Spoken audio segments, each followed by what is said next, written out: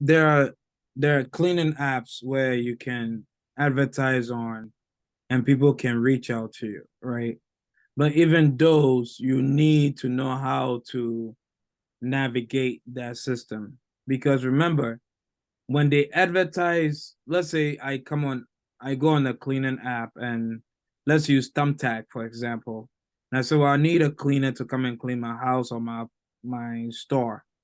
I live in Albany, I live here, um, and I give the specs for the job. The same way they're advertising to you, they're advertising to three other people like you, right?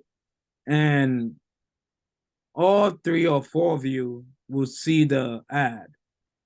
Now it is your job to kind of woo me to decide who I will go with, right?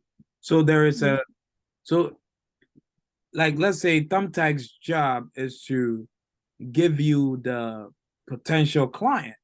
Your job is to convert that client into the potential client to an actual client, and then a reoccurring client, and then a long system, a long like a client that will be around for a long time.